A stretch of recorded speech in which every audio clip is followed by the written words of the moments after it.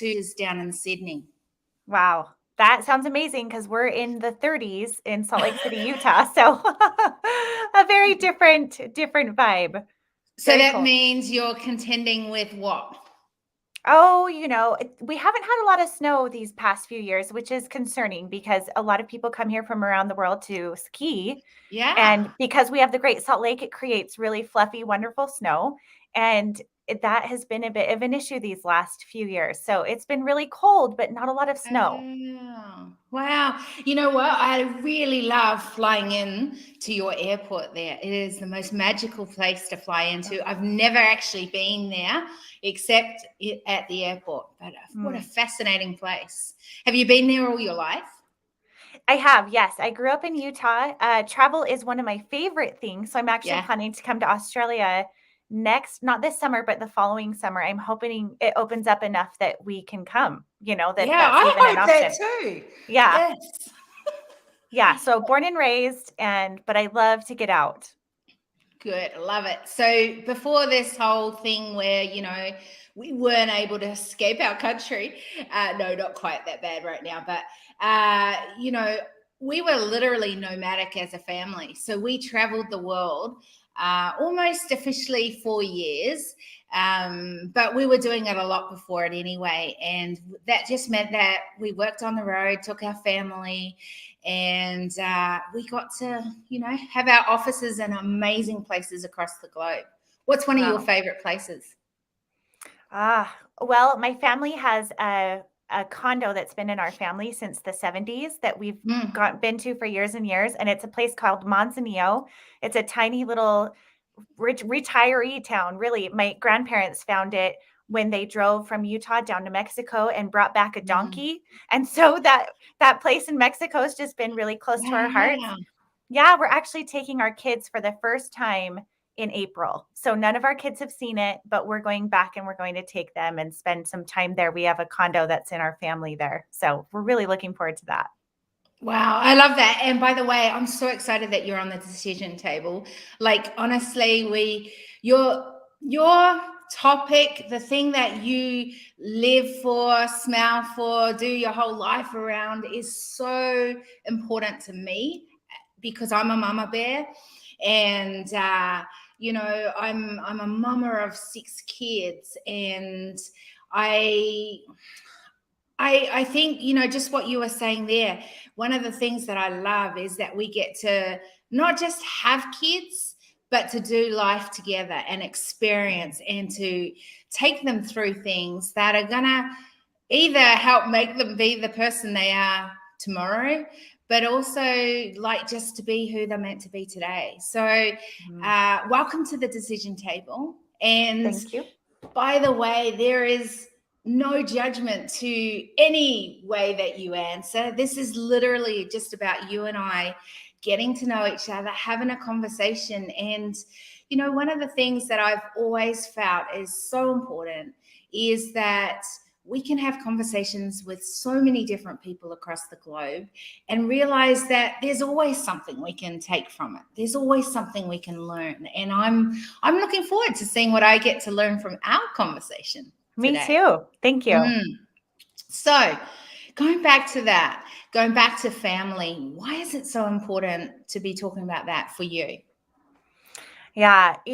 I grew up in a family that was very supportive and very family oriented. We traveled and learned. I grew up with educators as parents. And so that's a tradition in our family that's gone back many generations. And I feel like now more than ever, our kids need traditions within the home that help them to feel stable in their identity as well as what they can develop individually going forward to create their own families. So everything that I do where I supporting mothers and helping them feel connected and fathers with their kids, it's always been about creating moments that matter. That's a motto of mine is moments that matter, creating moments that matter. And so that has always been a driving force to me is that when I think about my dreams and my goals help me to get to my dream ultimately.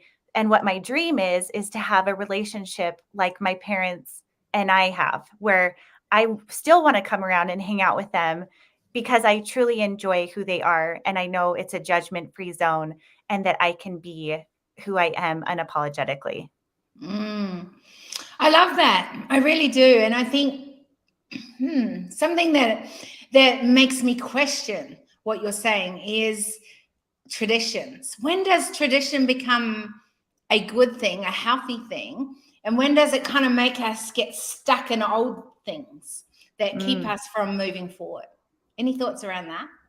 Yeah. And to me, I think tradition, there's a lot of things that we do differently than my parents did. I think the tradition I want to continue is more the relationship, more than like the specific things. Because I think if you get too tied up in it has to look this certain way or it has to be this certain step-by-step process, you can get lost in that, especially if you're trying to document it or make it exactly how grandma so-and-so would have had, or, just getting stuck in that because life's different now. We don't have the same, I guess, hours that our grandparents did or their parents did. And so we have to think of it more, in my mind, of a tradition of creating bonds, that relationship. And what does that look like for you? Tell me more about the hours. Why do we not have more? What does that mean? Man, I think, if there was ever a time that really put it into focus for us all recently, it was with the pandemic. I feel like we were given so much time. And for many of us, we were looking around thinking, my goodness, we have all these hours. What are we going to do with it? And it felt a little bit strange because we were given so many hours at home. But I think it really helped us to evaluate what we are doing with our time. And now it was interesting. I was talking with a friend just the other day, and she said, we all went through this period of time where we were expected to do so much at home. And now we're expected to catch up with what we got behind on and then be in front of where we were. And so there's just a lot of pressure with time and what we're doing with it and how we measure up as far as, kids in school or activities or social commitments. And so I think we're now as an entire world reevaluating our time and what does that look like and how are we going to make it matter? Yeah, that brings up so many interesting concepts to me around where the world is at and what is expected of us, maybe as parents, and then actually what does that really look like in the day to day. And I think that gap between those two things can be quite wide right now because, as you said, like when the pandemic hit, there was a real change and shift in how we did life. It's funny to hear you say there was more time. I felt there was less time when the pandemic hit, right? And I was like hearing all these people going, there's more time. And I'm like, where is it? Give it to me. Like, I'd love to know where that time is. Because actually what I found was because of what was needed by clients and community and friends and children, there was a more demand, even more on my time. And so where there was meant to have more time, I felt there was less time. And that was kind of crazy at the time. Now, I think what it was awesome about it and something that you just spoke about there was how are we going to use that time? How do we need to do that more effectively? What can we do? And I'd love to kind of dive into that. What was that like for you? How did you see, what was happening and you go, this is what I did? Because I think sometimes we can go, this is what we're seeing as a bigger picture. And we have to go back to going, what did it bring up for you? How did that look like for you? Yeah. Yeah. I love that question because I feel like it caused okay, I will say it really allowed a lot of people to live the way that I've been living for a really long time because I work as a stay-at-home mom with my kids. And so it did make it more difficult with having to do schooling at home for sure. But a lot of it felt really similar to me because I am at home and I am working and I have kids at home. And so for me, it was a little bit like, especially with some of the men in my life that don't get it, they're like, oh my gosh, I never realized how hard this is having to multitask and get like house things done and work stuff done and the kids and, Funny all that. Yes. yeah, I mean, taking away obviously the unknowns and the fear and that whole bundle of mental stress, which took a huge toll on my family. Absolutely. I feel like it really opened up a lot of eyes to the realities of the stay-at-home parent and the working stay-at-home parent and what that looks like. So for me, it was probably less of a change than for maybe those who were working outside of the home.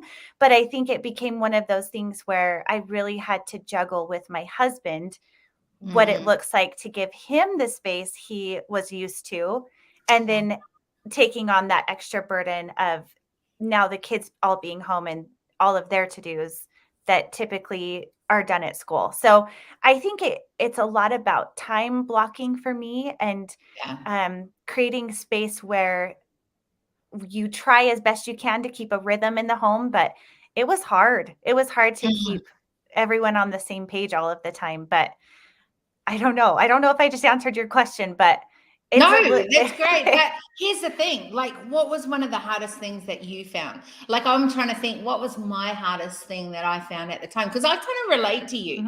I relate to you, like I said before, we were nomadic, we were on the road. So we were together as a family. We were doing different types of changes of schooling over that time. At one point it was, sort of homeschooling kind of concept, and then it was more online, and then we went back to other sort of ways, and then when the pandemic hit, it was back online because of course everyone was on lockdown here. And so it wasn't that different for us. The difference was it was actually easier because we were sort of stuck in our environment. We weren't moving from place to place. So in some ways, it became a bit easier in that way. And our children just kicked into it. I think if I think about what was one of the trickiest pieces of, kind of functioning as a home, as a family, and in the workspace at the same time, was the fact that we didn't have new adventures happening. We weren't being stimulated. Maybe we weren't being, you talked about something that's so important in my world, and that is about, for me, curating moments. And I really struggled at that time to curate moments that kind of inspired me, motivated me to get back up again, to do the hard work that sometimes we all face. And I'm not really good at being a 24-hour workaholic. That's just not me. And I work really hard when there's nothing else around to do, if that makes sense. And so for me, those boundaries and then curating those moments, I really felt quite isolated in that way from some of the things that I loved, and it inspired me to write differently or to speak about topics that I was seeing on the ground when working with leaders on the, in their environment. So I don't know. What about you? What was it like for you? Yeah, I think one of the biggest things that it brought out for me personally was looking at the importance of mental health as well as how that links to your physical health. Because it became a thing where, because I was so isolated and we were trying to find ways to get out and to move our bodies, my children especially are really affected by screens and lack of activity. And if those two are in combo for any of us in the family, I felt like mental health suffered. And so in my family, we have 5 pillars of mental health that we try to keep in contact with. And my son, that I think we came up with this when he was only 6 or 7, but it was communication, less screen time, activity, sleep, and good food. And so those are 5 easy things that if he was starting to be grumpy, or anyone in our house for that matter, that we went through those 5. And I think that's a checklist that would apply to any of us. And I feel like that was something where in social media, especially for adults, and where I am a creator with my blog, with social media, podcasting, TikTok, all of the things, I had to be really careful about what I was doing to protect my mental health for all of the negative media that was coming in, and also my content creation on the flip side.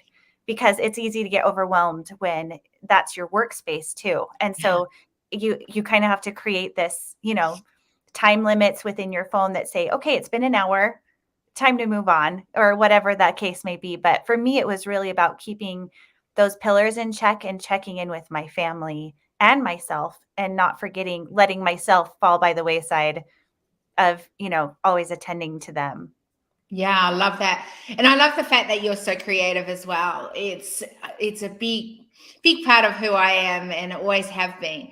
And how did you stay inspired though and motivated, or come up with things so that you weren't sort of focusing in on the problems that you were seeing, or the chaos that was going on around you, or the things that were happening on social media, but that you were continuing to write things that are really important to you, and know that will not just inspire you to keep going forward, but others as well. Like, where did you pull from that?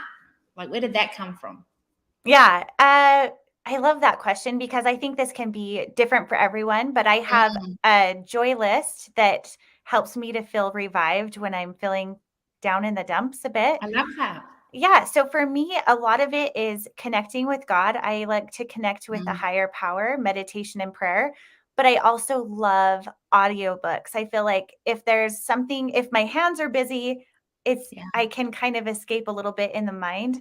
But a habit that I got into, and I hadn't before the pandemic, was listening to audiobooks as I fall asleep, which can seem kind of weird.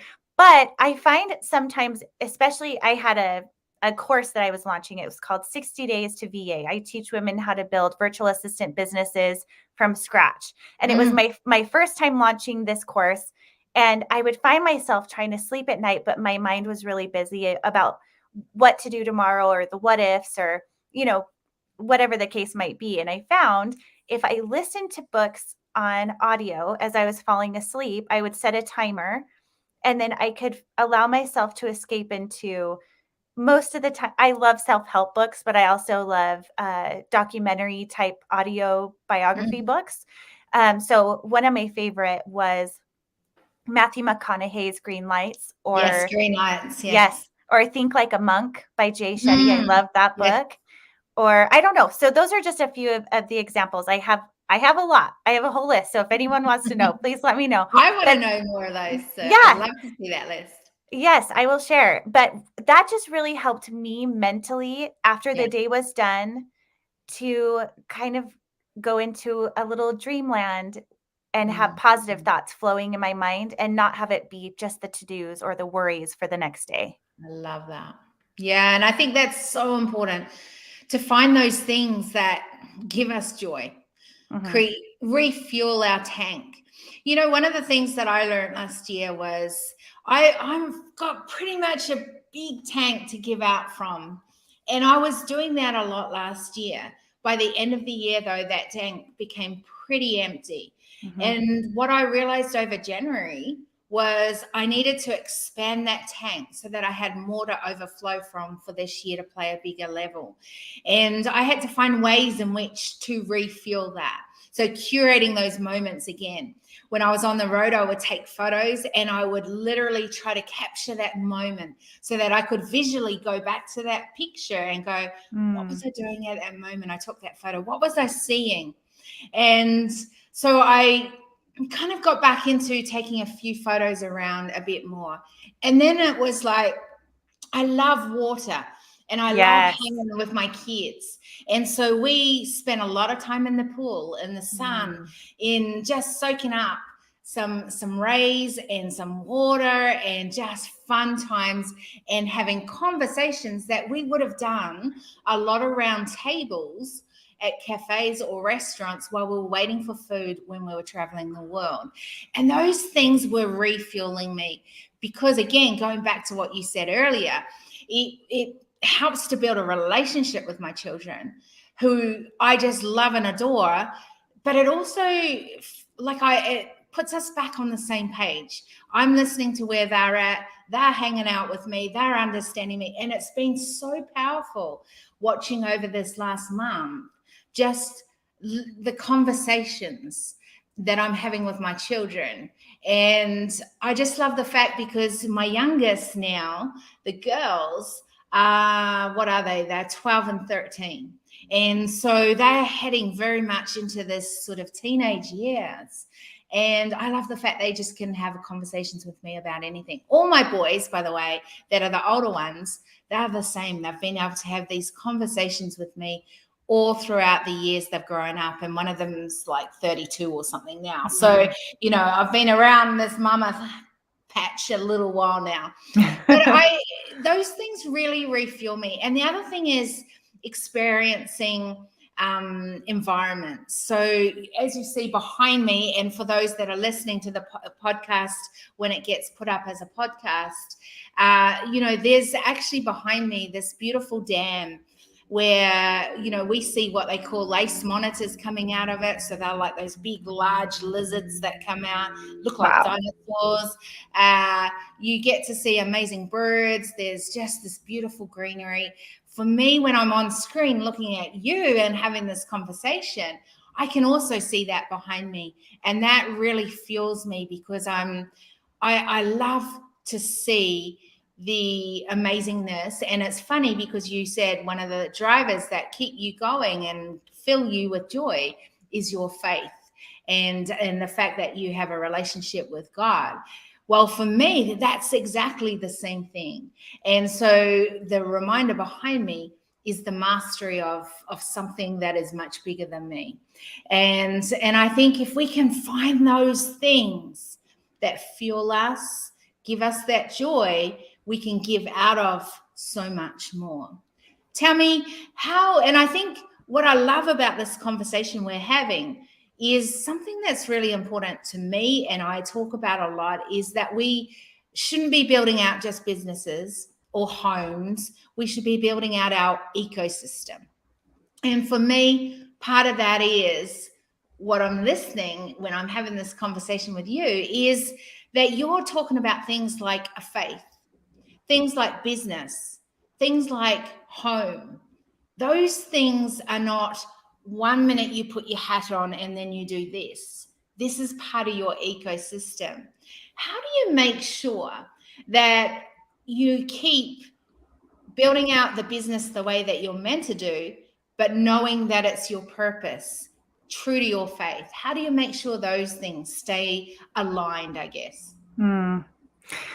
Yeah, this is the question, right? I feel like for me, it's always been that I have to stay in tune with my gut, and that I have to really listen to the needs around me. And so it's that whole juggling ball scenario where some are glass and some are rubber, and you have to take turns knowing which one of those are, a family ball that can bounce, and it's okay if you let things go. And sometimes they're glass and you have to hold those so close and tender. Mm-hmm. And for me, it's been a lot about communication with my kids and with my spouse, and having those hard conversations. And hopefully they're happening often enough that they are not hard, but to have open communication about what they really need and what they really want. And so that I can keep my goals in alignment with that.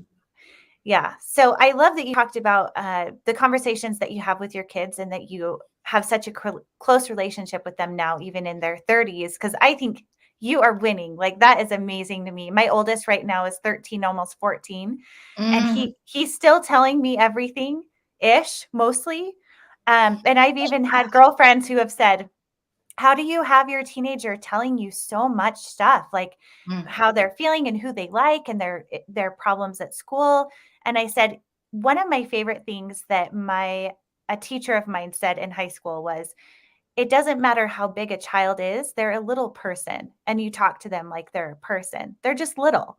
And so for me, I've always tried to talk to my kids that way, that they're little people, but they're humans. They're just little humans, So I think that that's really what I try to do to keep it in check, is to keep communication open. And if there is something big and exciting that I need them to be on board, like I have a big project or something's coming up, I let them know. And I recently celebrated a birthday last week, and my daughter, who's 11, she said, Mom, "You're the hardest worker I've ever met." And I Mm. said, "That's so nice of you to say." And she said, "But you never make me feel bad, and I know that you put me first." That's the best bit. Yeah, so I was like, "Oh, like, I Yeah. hope you feel that way forever," but it's a balance and check every Hmm. day. It's every day, you really have to protect it and just be very mindful and open. Yeah. You know what? I think you're so right on it with the communication. And I think, one of the things about the kids is I am sure 4 million times over, there's many things that I don't know Yeah, happened in my children's lives. sure, yes. But what I love about it is this, that if they need me, they know I'm here. Mm, And if they want to talk, they know there's no judgment. We can just have a conversation. And if they want advice or some strategies to help them move forward, then I'm here for them and they'll come for those, literally. And I think that has been the most important thing, because unlike you, I didn't have those role models. I didn't have a family that throughout my life was consistent and showing and role modeling some of these things that I think are so important in a family. I don't, and so I feel sorry sometimes for my older boys, and I've apologized to them and said to them, I know I wasn't always the greatest mom, when you guys were smaller, because there were things that I didn't always understand. You see, because from the outside, I thought being a good mom was being home full time. And I couldn't always do that full time. But I thought if I just most of the time be home, and then I've got to go to the coffee groups and go to the, be the soccer mom and turn up to every, game and be on board and go to every practice and do all those things. And if my children needed me, I better fly in and just do whatever they need, right? Like I literally felt that was what I was needed to do and be. What I realized in that was this, that I was taking on what I thought were expectations. Well, I do feel our expectations, the world often, society has put on us, that it's been the traditional, if we go back to that conversation, the traditional way of being a mom. And it never really sat with me. I didn't love it. I didn't enjoy the journey. And because of that, I actually wasn't the best mom either, because I wasn't feeling happy. I wasn't feeling like I was doing my purpose. I was doing part of my purpose, because that is definitely being a mama bear. But it wasn't something that I was necessarily, in my genius zone, because actually, and in some ways, I'm just thinking, because in some ways, not only was I not necessarily in 100% my genius zone all the time, I actually was creating, like, I would just fix everything for my children. I would just be there, do everything for them. And it actually didn't create independence. So I look at my girls now and I go, I love the fact that my daughter said to me last night, I'm making a salad. Can I make you one, Mom? Right? Like she was, I was doing some work upstairs and she just shouted out up to me, I'm making a salad. Would you like one, Mom? And I'm like, I love the fact that she just feels so confidently to walk in that kitchen, go get herself something. So that was one of the things. And then the other side of it was, there's things like both the girls know how to make decisions. They walk into shops. They go, I need to go and do this, Mum. Is it okay if I go over there and talk to that person? Or I want puppies. And for the last year and a half, one of my daughters has been researching that nonstop and then bringing them to me and going, hey, these would be great puppies. So I love the fact, right, that my younger ones have a voice. They're able to navigate quite tricky conversations at times, and they're very confident and independent. And here's the thing, it's because I parent very differently with the younger generation than I do with the older. Have you got some thoughts? What are you seeing? It's interesting because I talk to women every week on my podcast about building businesses and raising children on Call Me Mm. CEO. That's my podcast.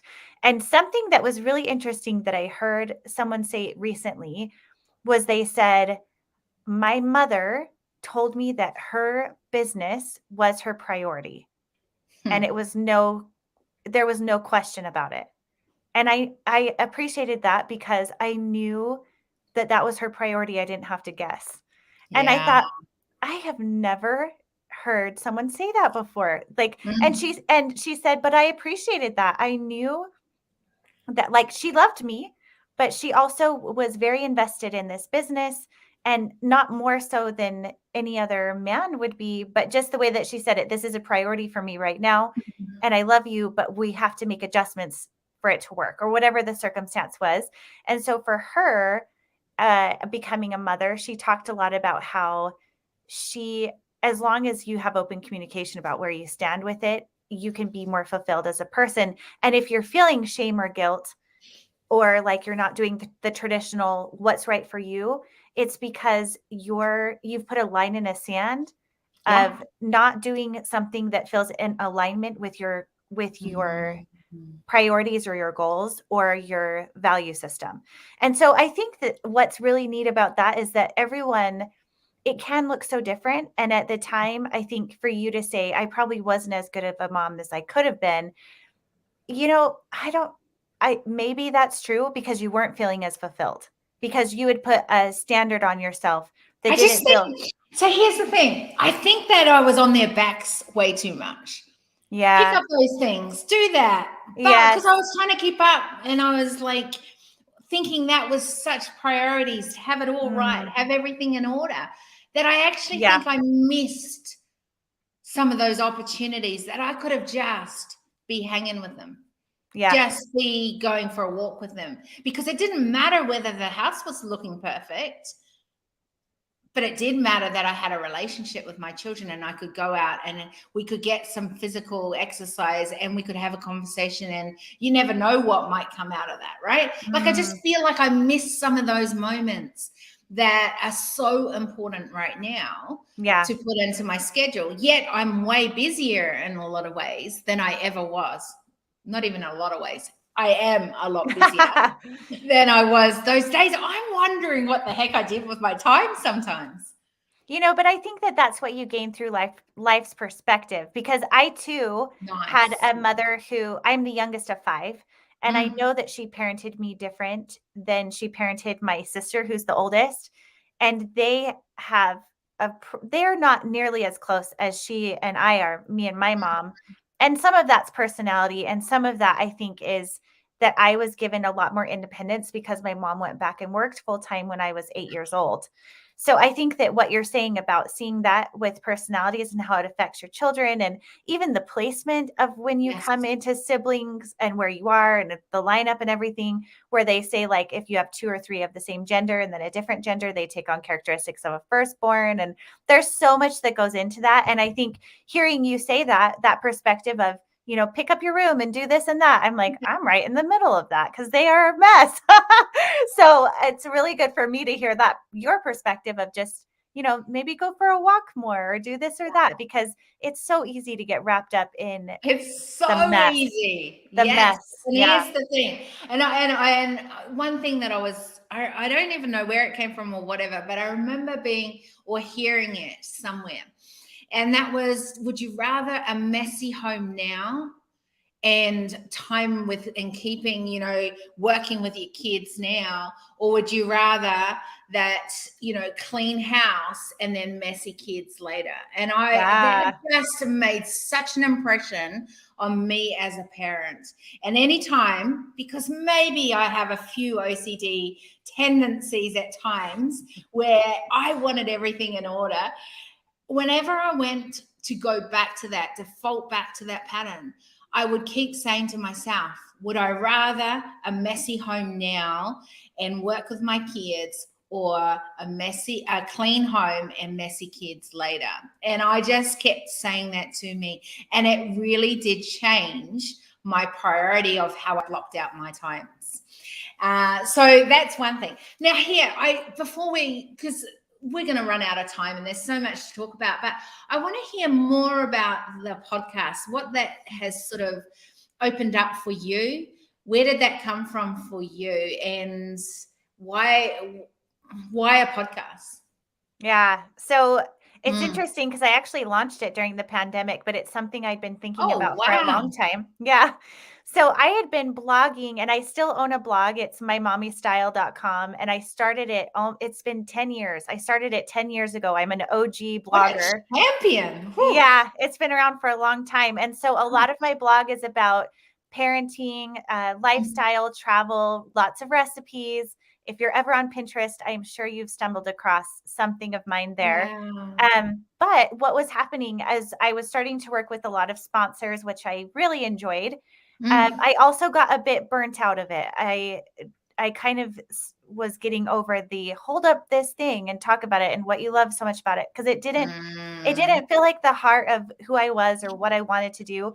But what was I had a lot of small businesses or women-owned businesses, and they said, hey, would you talk about my business or my product or do this or that? And I thought, what I really want to do is share the story of why you started your business, and then let's share what you did and Yeah. how you did it and why you did it, because I think that will do so much for your business. And it's also way more fascinating to me because I love sharing what motivates people and their why. And so I thought, man, I need to share this on a podcast. And the reason why it's called Call Me CEO is because my blog is called My Mommy Style, and I always got called a mommy blogger. And there are all these cutesy nicknames for women who build business: mompreneur, mom boss, mommy blogger. And I was reading on a forum once where someone said, just call me CEO. That's what I am. And I so that's love where the it. name came from. Yeah. So it's all about telling the stories of women who are building businesses as well as balancing motherhood and life. And so each week I talk to women from So around the important. world. Yeah. Sharing how they build businesses.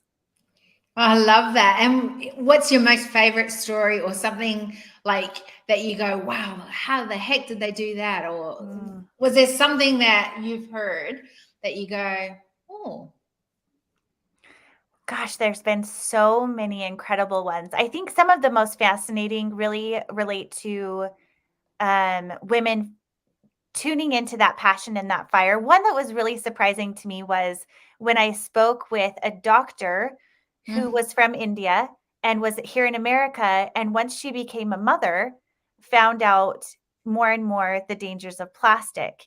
And in India, people serve all of their children with stainless steel. Everything's made out of stainless steel, the flatware, the cups, everything. And she thought, man, it was actually her mom that said, do not use plastic for my grandbaby. What are you thinking? And because as a doctor, pediatrician, she knew there was so many harmful things in the yes. plastics. She created her own line of stainless steel flatware and made it available in America. And so I feel like that was she's like, I never planned to be an entrepreneur. I'm a doctor, but it was something as a mother, as a parent, that she saw was missing and decided to create her own stainless steel flatware line for kids. But I love that story. Don't you find, though, that that's kind of the story? We don't always go, oh, this is what I should be doing and going out and doing it. It's kind of like, wow, I was just filling a need, and now people see it as a real solution, and then it goes into a business. Have you seen that with lots of the women? And here's the thing, do you see women really struggling to keep going because of confidence, or are you seeing a really confident generation of women who are just getting out there and doing it? I'd love to know what you're seeing. Some of my favorite interviews to do are talking to women that have been through many phases of womanhood and motherhood. So we talk about the early beginnings, we talk about the child rearing, we talk about the re-evaluation of who it is and what you want, and then maybe another step beyond that of developing 2 or 3 more things. And so we kind of go through a life sketch of what does that look like. And my favorite theme to all of that is that what feels right to you right now can change and that you can develop and create sequential steps of failure and success to get you in the path where you go. And it's Okay, not I this. love that. You got to repeat that. Say that again, because I, I don't that know is that I'll say it awesome. again perfect. I know, So but just it's so good.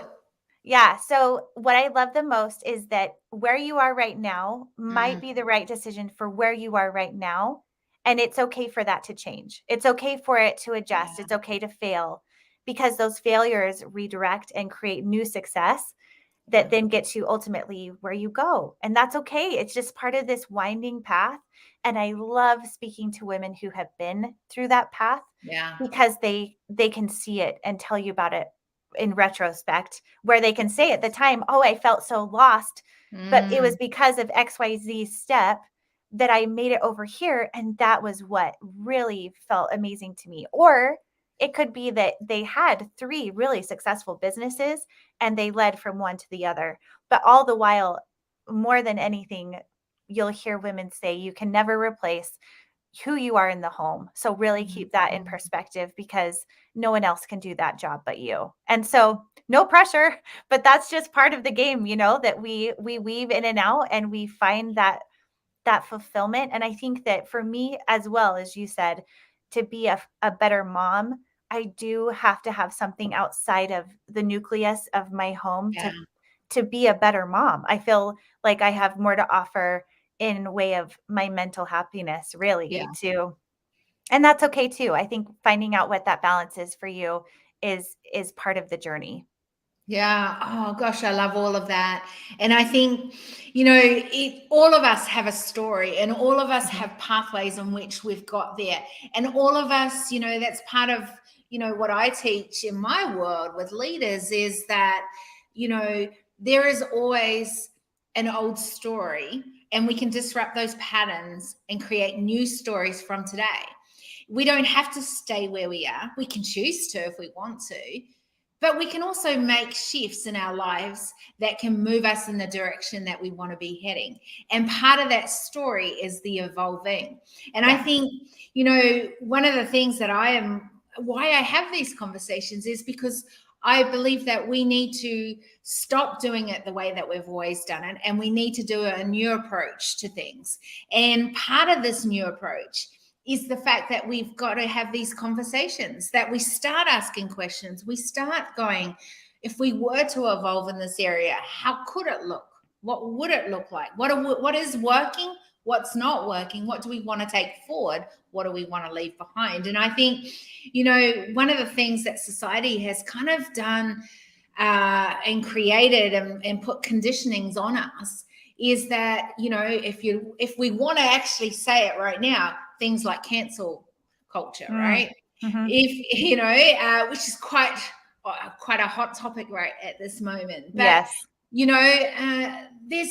there's so much, and then there's fear that if we speak out for what we believe or what, like if I show that I've failed, if I've shown that I've had challenges, maybe someone's not going to like me as much. Maybe someone's not going to trust me because they're going to think I'm going to fail again. So we don't share those moments. Yet I think that's part of the learning ground. I know I wouldn't be who I am today, doing what I do, having the conversations that I do, if I hadn't have learned from all the challenges, and I mean challenges that I've had to face throughout my life. And, I talk about them a lot throughout, conversations, because I think we set people up to fail if it's just all a bed of roses and looks Mhm. perfect. And we wake up and we look like $1 million, and our partner goes, this is just how I always dreamed it would be. And then we go out and we just sing merrily while we're cooking breakfast and sending off a few emails. And meanwhile we jump on a treadmill and our hair stays in one place. It does not sweat. There is no and I joke, but in a lot of ways, that's how the world has Yeah. perceived. And because of that, we've got expectations. So I love the fact that you are connecting the fact, business and that journey but also the priority of home and what we're bringing from that. And I think that's so important for all of us. So, by the way, if anyone wants to connect with you more and find out more about what you do, where do they go? Yeah, so all of my websites are connected at camillewalker.co. That's CAMILLE Walker, WALKER.co. And that's where you can find products I've built for parents and children journaling together. That's where you can find my podcast, Call Me CEO, as well as all of my socials at My Mommy Style and camillewalker.co. That's amazing. And I still can't believe that you only started your podcast, through the pandemic. That's pretty amazing because you're just celebrating something right now, aren't you? You've hit how many downloads? Yeah, so we just got to 10,000 and we just hit our 1 year mark. Amazing. All right. So why do you think it's been such a popular podcast? What's made it, I've got a lot of people in the business world, so give them something. Yeah, I think what it is that I try to make each episode something that you can learn a how-to. So it's very applicable to many different business types, and you can search for them by keyword in that way. But it's also very personal in storytelling. So each unique story and person has something from their heart that they're sharing. And I've always gone away from every episode feeling like I have learned something new, not only for my business and the education of how to run things better, but also for my spirit and just connecting one-on-one, because that's where the magic happens. It's amazing, those moments, right? Like, I've got 2 podcasts at the moment, and like you, actually, they only just got up. I mean, I've been doing the decision table for a while. I just always knew I was going to be putting it up in a podcast, but you get to that one day. Yeah. Anyway, that one day happened last year. And so we started putting it up as a podcast, right? Which is awesome. But I also, at the same time, finally got up the Global Human Intelligence podcast too. And that has been such a joy for me. You talk about joy because, I get to hear some pretty phenomenal speakers throughout my work, throughout the world. And I then get to kind of pull deeper behind the curtains, and a bit like what you say, like I do what I call a insight, in like the insights that I got from it or think from it or can relate it into my work, or some reflection from the podcast that you've just heard before it. And then I do some actions, like some of the things that I would do with clients or do in my own life. Always, all of them are, and I really love doing those podcasts because it makes me have to listen carefully and go back to what was being said in the podcast earlier to then really think about how do I do that? And then how would that be beneficial for other people? So I've really enjoyed those things, just as I enjoy having conversations on here that you never know where they're going to go. Like, I've got no idea. And I have to say, you're the first one that is big time focusing in on being a parent as well as the business. And so I find that quite intriguing. And I just love the fact that we get to have these conversations, but then share it with the world. And I think that's what I've loved about podcasts. Okay, quickly, what about TikTok? What about it? What do you want to know? I don't know. Do you just come up with these things and then you're into it? Like, have you been building that out for a while? Do you see it as a necessary thing to be on? Because I have to say, I'm not a TikTok chick. Well, I'll tell you. So I contracted with TikTok last year where I was creating 5 videos for them for every week for 6 months. And so that was a part of the creation where I was very heavily involved in it. I really love that the space it feels a lot less judgmental than Instagram. It kind of feels, it's more, I don't know, there's just more of like a welcoming buddy feel to me. However, I had to take a step back from it because I was launching my podcast, and I found I really had to be careful about segmenting the content creation and allowing my children their own attention, because too often I was getting into a space where, say I was making a recipe at home, which I'm doing anyway, then it becomes this whole production where I'm saying, Ah, quiet, I'm filming this, or, I had to do the step by steps, which some of the time they like and they can be involved in and it can be fun. mm, But if it becomes too much, then I have to be careful and take a step back and say, am I being present, or am yeah. I in my creator mode where I'm just looking for content? And it Mm, was kind of shifting more to that creator content overwhelm, where I was like, all right, I need to take a step back for a minute. But I actually really, when I get into it, I really love it.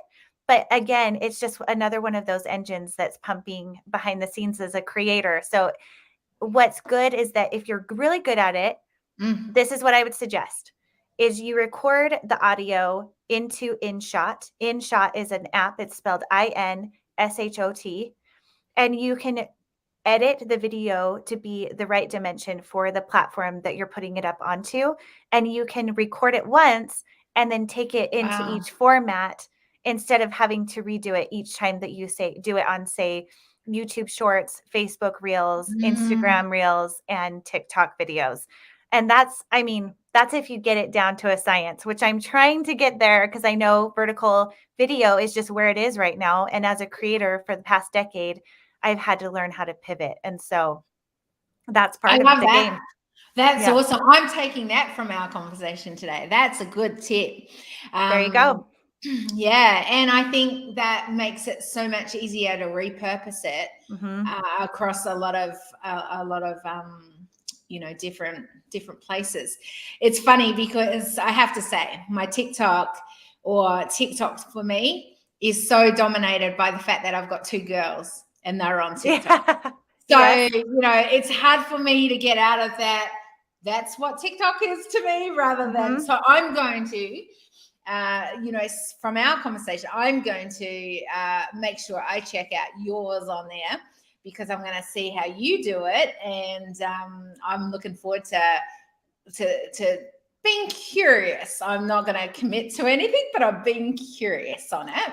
Good. And I'm looking forward to actually listening to your podcast too and checking that out, because I think, it's so important to have, I love the story that you said from it. What a great story. And those are fascinating to me. And I love it from startup to people that are just willing to play so big. So it excites me, whatever part of the journey people are on. I think there's so much we can be reminded of, because sometimes it's good to be reminded of some of the things that when people are at the beginning of a journey.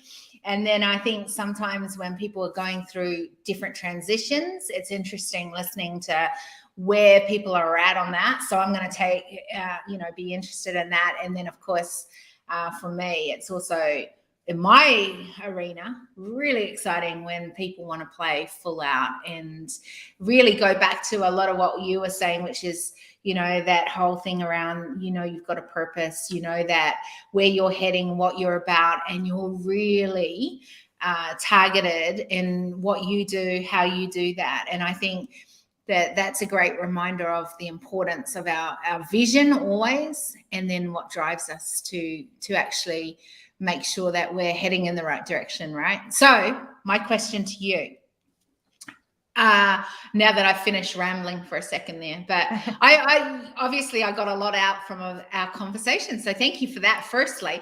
And secondly is, what are you taking from our conversation?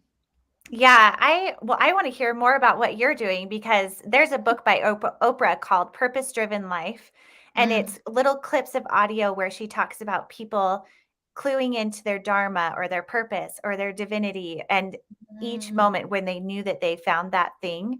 And so I'm really looking forward to hearing more about that from you, because I feel like if you can discover that purpose and have a purpose driven life, yeah. that's what it's all about. So I really look forward to hearing more about what you have to offer there, because that's important work. It's very similar. We have very similar interests. And so I think Yes. that I'm really excited about that. Yeah, look, one of the things, there's been so much work of mine that has evolved over the years. And I kind of get really excited because, you know, for a long time, I was kind of that person that stood out as being very different. And that being different wasn't a positive thing. It was kind of a negative thing because everyone looked the same, sounded the same, and did things the same way. And so it was kind of frowned upon if you thought differently, if you did things differently. And so in my case, and it's interesting because you love the creative, but you're also quite strategic in the way that you do things. I get to play on both sides of my brain. I'm very logical. I'm very strategic. I love data because it helps me to know where, what, how. But I love the creative. I love the big thinking. I love going, how can we innovate a new solution here? Right? And so there are two very big extremes. And what I've had to learn is go, how do I combine those worlds and then do what I do? And that has been so much fun, but it's also been very challenging because I've had to go really geeky in finding out what it is that I teach, and then going, how do I bring that back to the everyday person? So an example being the three things that if you are just so important to me is if people make decisions that they're doing it through the lens of humanity as stakeholders. That's one. That's a pretty big topic, right? And then number two is exercising. I know the secret advantage that every one of us as a human can have is being able to exercise the muscle of human intelligence. That's number two. And then the number three is the old is not going to serve us. We need the new approach. And for me at this moment in life, the new approach I talk about a lot in leadership, but really as a human race, I think there's a lot of need for a new approach. So some of the things we've talked about, communication. I think that we as a human race are not necessarily communicating in ways that are serving us as a human race, that there are words that we have used in the past that maybe are meanings that we don't want to take in the future when we use those words. And we might need a new thinking around that. I think there's a lot of, you talked about mental health a lot today. I think there's a lot around mental health, the way we turn up, what we're doing, our vision, our purpose, things that we are getting up for each day.